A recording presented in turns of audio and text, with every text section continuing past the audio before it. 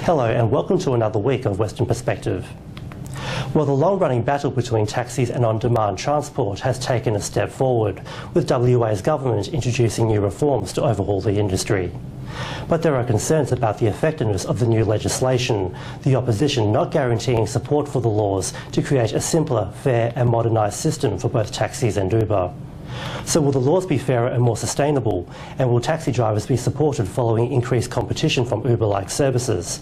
We investigate how the new reforms will affect the industry. Taxi regulation in this state does not reflect the operating environment of the 21st century. Western Australia's taxis have long been in battle with on-demand ride-sharing services over fair competition in the transport industry. But now it could be about to change. The significant disruption that occurred recently created an unfair system. The WA government has introduced a shake-up of the state's on-demand transport industry, with reforms to create an even playing field for both taxi drivers and services like Uber. But the changes have created a division, raising questions about its fairness to drivers. I was under no illusions of how difficult reforming this industry would be.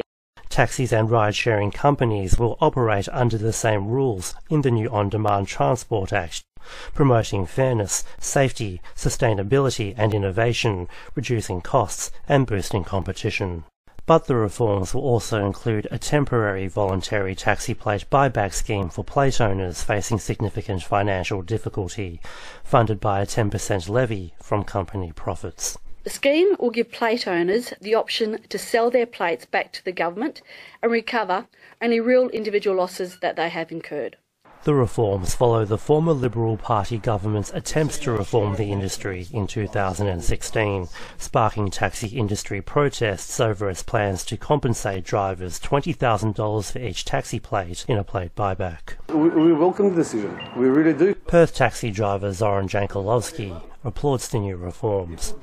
He believes the government will finally support taxi drivers like him if Minister Safiotti's reforms are introduced. She's done her homework, and good on her. She promised that she's going to do something about it, and she did. He admits he doesn't know what the government has in store in the new legislation, but still believes rules and regulations should apply for all services, including safety checks and registration. It should be same road, same rules, right? Zoran also says after the introduction of Uber, many taxi drivers faced hardship from limited work, resulting in family breakdowns and suicide. The situation was they were under a lot of pressure. They owed a lot of money. Happened. Obviously, work dried up. You couldn't make payments. Zoran believes the Labor government's taxi plate buyback scheme would provide more money for plates to help drivers than the former Liberal government's reforms, but drivers would still lose money. However, we'll cause havoc. Honestly, we will block. I'm still going to lose on 3 plates that I own about 200. But with the Liberals, I was going to lose a lot. I was going to lose my house. He recognises, though, the changes won't benefit all taxi drivers. The older generation that had purchased plates maybe 30 years ago, and they're going to get probably 100 grand. However, Opposition Transport Minister Lisa Harvey disagrees with the plate buyback scheme. She claims the state government has broken its election promise to not introduce new taxes. To add 10% onto all taxi fares and all Uber fares to fund a buyback scheme, you have to question whether that's in the best interest of consumers. She says there isn't enough information, casting doubt on their support. Until we see all of the detail, it's very difficult to say whether we will support it or not. But Labor's head of the reforms consultation, Tony Booty, believes the reforms are needed for the future sustainability of the industry. This cannot continue, not only because of the social and human costs, but also because of economic reasons. And for Zoran, fair competition is all he's asking for. Let's see what's going to come out of it, I guess.